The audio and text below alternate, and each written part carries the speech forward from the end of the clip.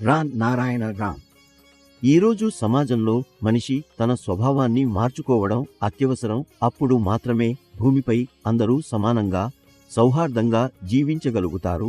ఎవరు ఎవరిపై భేదభావం చూపకూడదు, అసూయ పడకూడదు, ఒకరిపై ఒకరు అధికారం చెలాయించకూడదు. అందరూ కలిసిమెలిసి ప్రేమతో జీవించాలి.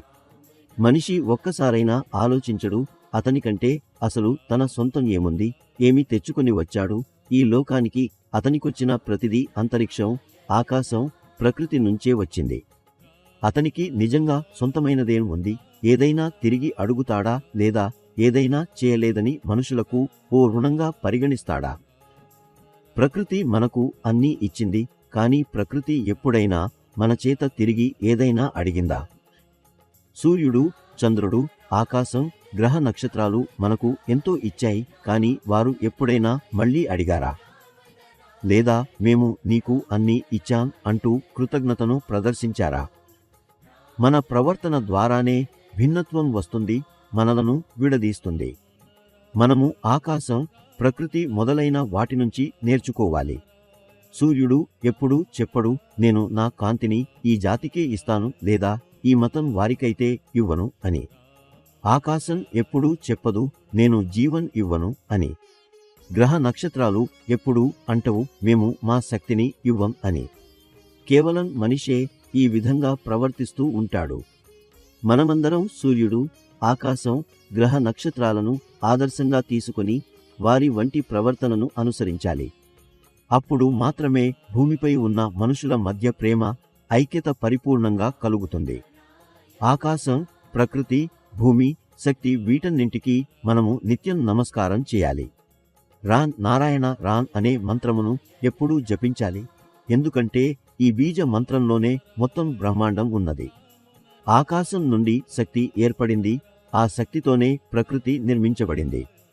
ఆ ప్రకృతిలో నుంచే మనం తయారయ్యాం, అనుసంధానమయ్యాం. ఆకాశంలోనే నక్షత్రాలు, తారలు ఏర్పడ్డాయి. సూర్యుని కంటే 1000 రెట్లు పెద్ద నక్షత్రాలు కూడా ఆకాశంలో ఉన్నాయి.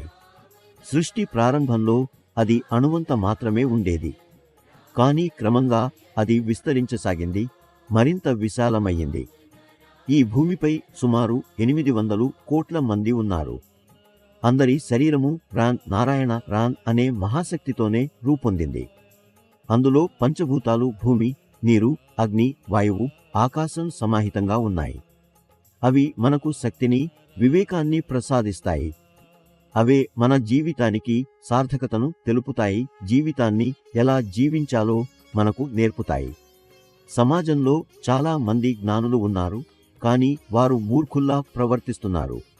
వారు ఎప్పటికీ గాఢంగా అర్థం చేసుకుంటారు, ఎప్పుడు నిజమైన మనుషులుగా మారతారు.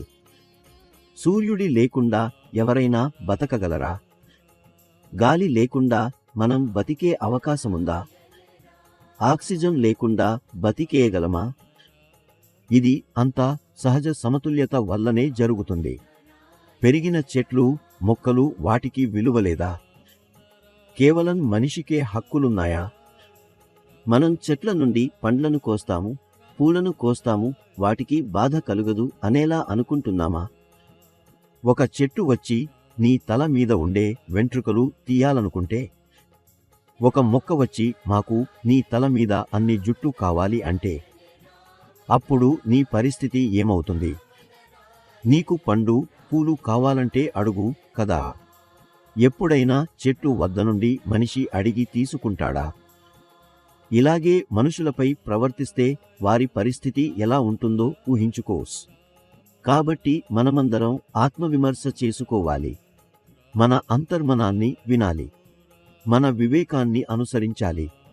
మన జీవితం ఎప్పుడూ సరైన మార్గంలో సాగేందుకు మన వివేకమే దిక్సూచి కావాలి. అదే సమయంలో రాన్ నారాయణ రాన్ అనే మంత్రాన్ని నిరంతరం జపించాలి. ఇది ఒక పవిత్ర నామం, ఇది నీ జీవితాన్ని పరిపూర్ణంగా చేస్తుంది. నీ కలలు, కోరికలు అన్నిటినీ నెరవేర్చుతుంది.